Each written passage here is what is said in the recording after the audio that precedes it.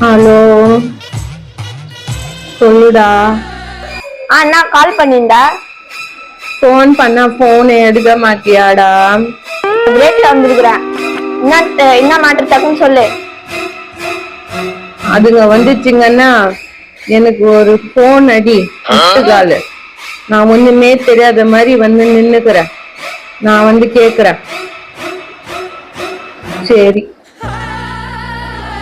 சரி, அதுங்க வந்துச்சுங்கன்னா என்ன கூப்பிடு, நான் வந்து பேசிக்கிறேன்.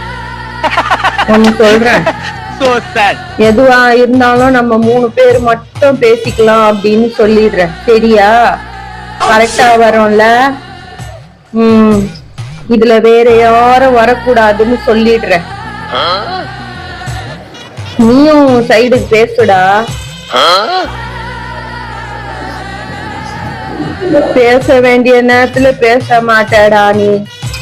நீலாம் அட்வைஸ் பண்ற அளவுக்கு நான் ஐட்டம் பத்தியா தான் மச்சான், என்னால தாங்க முடியல.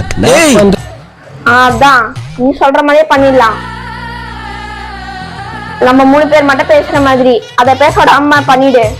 எப்படி இருந்தாலும் அவன் வந்து சும்மா வாய முடியும்னா நிப்பான். அதான் நம்ம கிட்ட பேசிருக்கோம். அதனால இப்ப அத பேச விடாம நம்ம 3 பேர் மட்டும் பேசுற மாதிரி நீ சொல்லிடு. சரியா? நீ சொன்ன மாதிரியே அது மட்டும் பேசக்கூடாது. அவள்தான் நம்ம 3 பேர் மட்டும் பேசிக்கணும். அவள்தான். ஏன்னா அவன் வந்துட்டு வாயே திறக்க மாட்டான், நம்ம தான் பேசுவான் அவன்தா. அதுதான் வந்து நம்மள கேட்க போச்சுன்னு. அதான் நம்ம 3 பேர் மட்டும் பேசணும். அவள்தான்.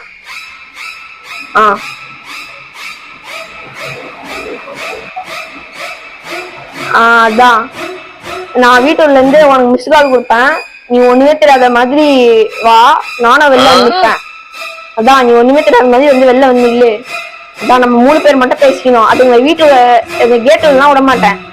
அதெல்லாம் வாசலே வச்சு அனுப்புற மாதிரி பண்ணிக்கணும். நம்ம 3 பேருக்குள்ள மட்டும் பேசிக்கணும். கேட் எல்லாம் பூட்டி அப்படியே வாசலே வச்சு பேசிட்டு அதுங்க அப்படியே அனுப்பிடணும். அதான் நம்ம 3 பேருக்குள்ள மட்டும் பேசிக்கணும். அதை பாரு.